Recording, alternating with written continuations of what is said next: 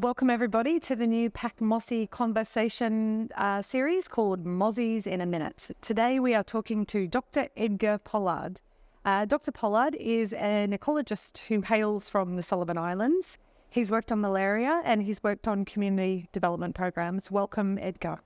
Thanks for joining us today. Thanks for having me, Tessa. What we're going to talk to Edgar about today is really what is community involvement for mosquito control and why is this important in the Pacific? So Edgar, first of all, could you start with telling us what your experience is working with community engagement in the Pacific?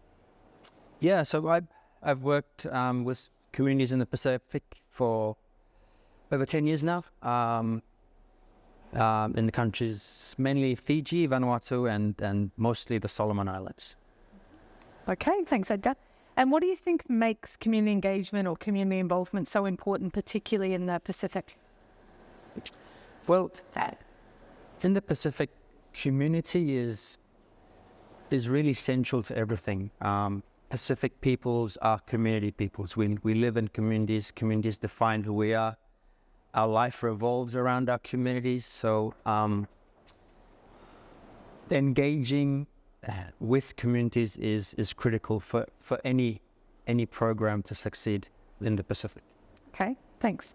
And so how do you think that leveraging this community engagement, community involvement and relationships with communities can help us with our vector surveillance and our vector control in the Pacific?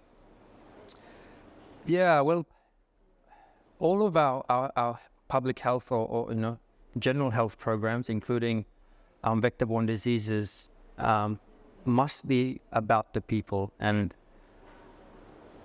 in all of our initiatives, whether it's research or it's rollout of programs, it must be ultimately about improving the lives of people. We want a Pacific people who are healthy and who are thriving and who are then able to engage well in all other areas of their lives. So communities putting communities first in any initiative or programs that we roll out is critical. Okay. And so what advice would you then give to national malaria programs or dengue programs to ensure that they're optimally engaging and involving the communities? Yeah, we have a saying in Pidgin where we say, story first time, waka behind. And it basically means, we talk story, we do that first, and then we do the work afterwards. And basically, to talk story, whenever you're coming into, especially if it's a new community, you come in with people who know the place, who know the people. And when you come in, you don't jump straight into work. You come in many places, we sit around the kava bowl or we share birnat buai and we talk. And by talking, it helps people understand what we are trying to do.